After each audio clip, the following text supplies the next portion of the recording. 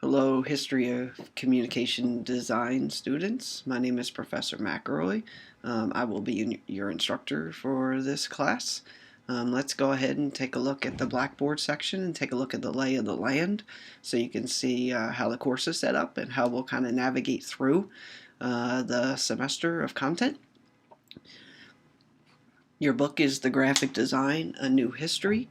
Excellent book, lots of really beautiful images, some very well written content, and we'll kind of navigate through this book chapter by chapter and kind of tackle the trends of communication design as they've kind of traveled through about the last 125 years. So this course is designed to present a survey of the historical, socio-economical, economic, and cultural perspectives influence visual communication. This course focuses on work created within about the last 125 years. We might go a little bit further than that, but about 125 years, and explores relevant connections to contemporary society and to current concepts and practices in visual communication and design. I'm a firm believer that there's no such thing as a new idea. There's your take on an old idea. And that's why we spend our time in visual communication, feeding our brain with historical content. You never know when a little nugget that you may have learned from a period of time 100 years ago is still relevant today with its own little twist. So that's how we'll kind of navigate through the content. Students enrolled in this course will gain an understanding of the major movements, styles, and figures from the world of visual communication. Significant emphasis will be placed on the decision-making process that have informed trends past and present. The development and assertion of each student's critical and analytical faculties through visualization will be heavily emphasized during this course. This course is heavily loaded with content. Many of it is optional. It's just things that the faculty at Hodges have learned over the course of many, many years of professional experience. And we wanted to share absolutely as much as we possibly could with you to feed your brain. We're forever learners. And so really all of us here at Hodges, we love design, we love visual communication, especially in the School of Technology and specifically in the digital design area of things.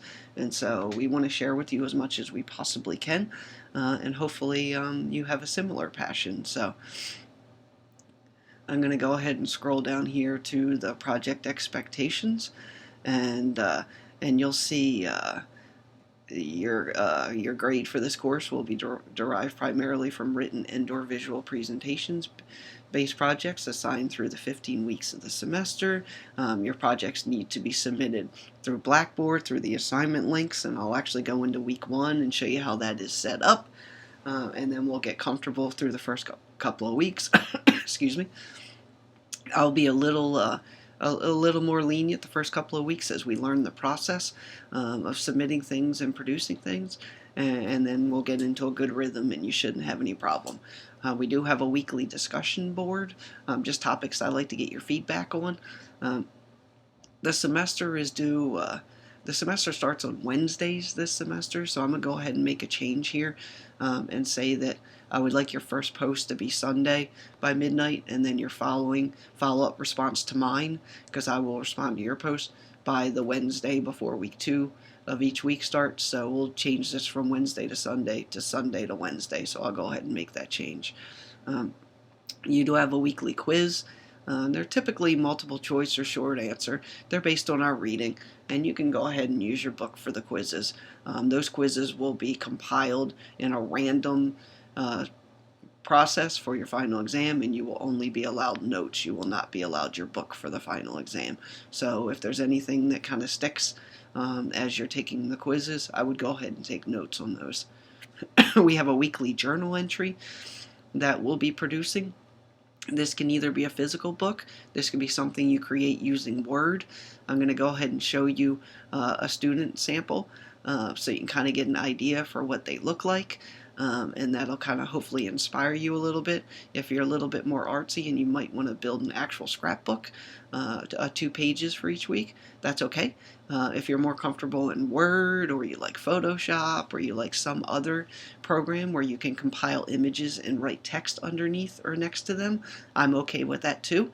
I'm just looking for the finished product. I'm looking for your analysis of some imagery that we cover throughout the semester. So I'm really it's really personal preference and with how you produce the journal pages. I've had some students make physical books and then just take a photograph with their smartphone and submit the JPEG from the photograph. I've had others make it in Word and just give me a Word document. I've had others use Photoshop and give me a PDF. So whatever works for you, I'm looking for the images and the critical analysis of the images. And then we'll spend the last several weeks working on a final project. And your grading will be a 10% discussion board. We'll do 40% for your weekly journal entries. Your final project, your bigger project, which will take 3 to 4 weeks, will be about 25%.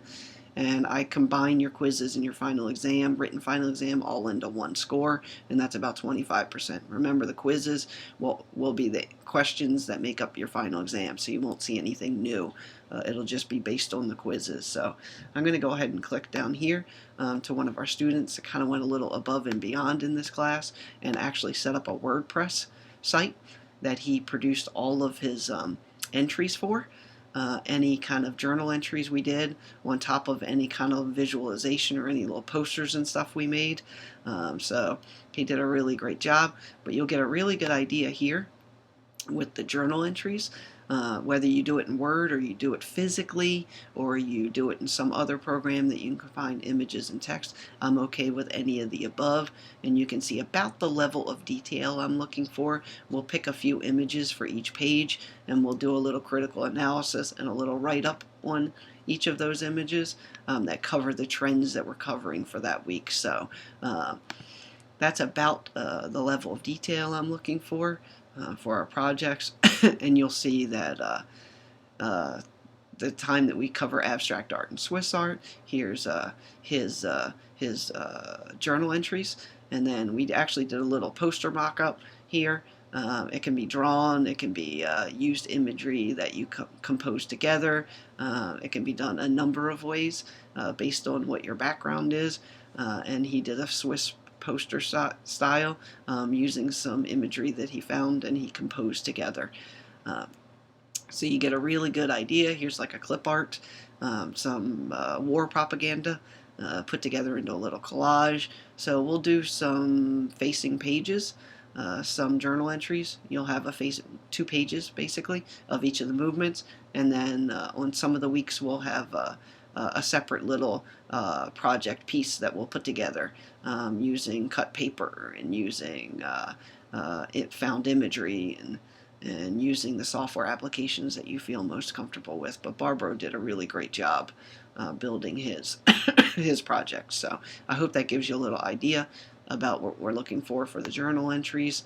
I'm going to go ahead now and go into the syllabus tab. We were just in the announcement tabs, so you'll see that the syllabus is right here for our course. Please go ahead and open that up and review it just so that you kind of have an idea of the course outcomes and the topics we'll be covering in the course. My contact information is down here. I will be available via Blackboard IM pretty much all day, every day. I report to campus about 9 o'clock in the morning, and I'm here till about 4 o'clock in the afternoon, and then I'm back on the computer again about 7 o'clock at night, and I normally am on the computer till about 8:30. I'm not going to schedule a formal Blackboard IM session as we get started, but I would like you to reach out to me sometime this first week by Blackboard IM so I can see that you have the ability and have the software to touch base with me as questions arise. I'm more than accessible day and night by email if any questions arise, but I would like to have a real-time interaction possibility with you through the semester just to get a feel for how you're doing each week and give you a live time opportunity to shoot me any kind of questions. So please take the time to find me, Arthur McElroy, on Blackboard IM, and then reach out to me this week sometime between now and Sunday at midnight. Log on and reach out and send me a little message. You can email me your schedule to let me know what times are best for you availability wise on Blackboard IM, so I kind of get an idea for when you might pop up. And you can even shoot me an email this first week and say I'm going to be on a Thursday night. Can I reach out to you real quick just to say hi? And that would be great too. So hopefully you'll be watching this video through my email announcement, and you'll get the message and you'll reach out to me. Here's my contact information. I'm best available through email. My office hours per campus. I'll be Monday and Wednesday in Fort Myers, Tuesday and Thursday in Naples, and then Friday by appointment. And so let's go ahead and hop right into the coursework. And you'll notice that each of the weeks has a folder system, with the final project being weeks 13 through 15. So the very first week we'll be covering basically cave paintings, cave walls to the printing press, and kind of highlighting the origins of type and typography, the foundation of visual communication. So when I go into the week 1 folder in your coursework, you'll see the textbook, you'll see our student learning outcomes, you'll see our scoring system, you'll see another copy of our syllabus. Please review the academic honesty policy. This is a critical analysis class, so I will expect a great deal of content to be coming from personal reflection of the material that we are absorbing. Once again, you'll see my information down here for the professor. And week 1, we will be tackling cave walls to the printing press, and you'll see some images. Like I said, each week is jam-packed with information, everything from famous quotes to required readings to optional readings and videos as well. I'm looking for textbook readings each week as a requirement. The additional stuff is optional, but it's definitely things to feed your brain and to help you in your critical analysis. So Milton Glaser once said, "To design is to communicate clearly by whatever means you can control or master." Milton Glaser was one of the founders of Pushpin Studios, a really influential designer. You may know him from his Bob Dylan image, a really father of communication, I guess is the best way to put it.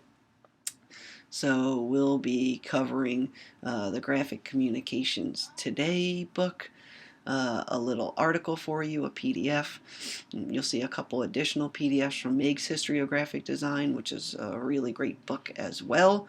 A short Book of Kell article from Camille, and then our reading will be the introduction piece. Not a lot of pages per se to cover here, but a fair amount of content from different topics. So go ahead and take your time and read those things for this week.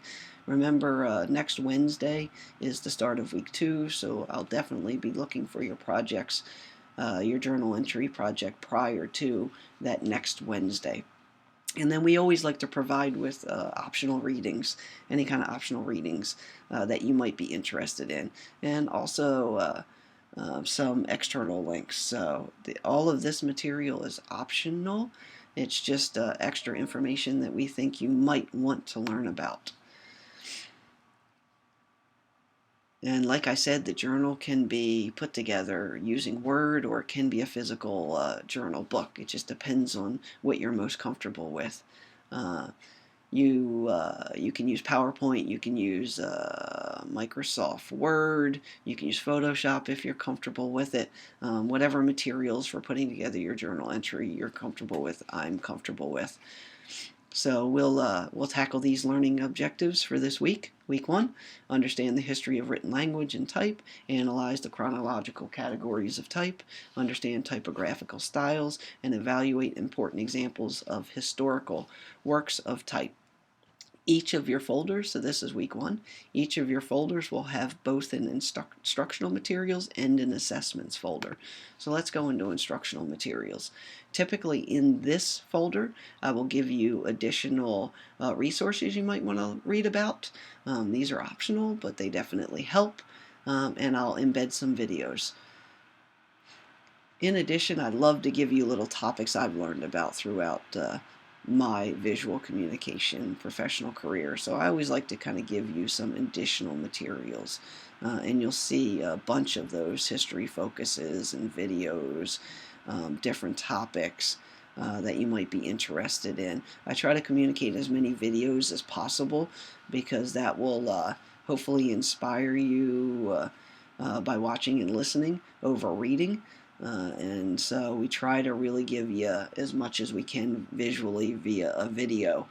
And you'll see some design history materials I like to include as also. So we give you lots of material each week. The requirement is the book readings from our textbook, but the optional stuff will really help you with your critical analysis if you take the time to watch some videos or read some articles that might seem interesting to you. So each week we'll have an instructional materials folder, and each week we'll have an assessments folder. And the assessments will be where you produce your journal entry for me. And so week 1 we'll be composing a creative journal entry. The first one we'll do 4 pages, and then we'll dial it back to probably 2 pages each week. So I'd like you to collect some found imagery samples that you can go out on the internet and find some images. Maybe you stumble across something at work or at home and you take a picture of it and use it. And we're going to create a journal entry. And you'll notice from Barbaro, the example I showed you, you can use any program.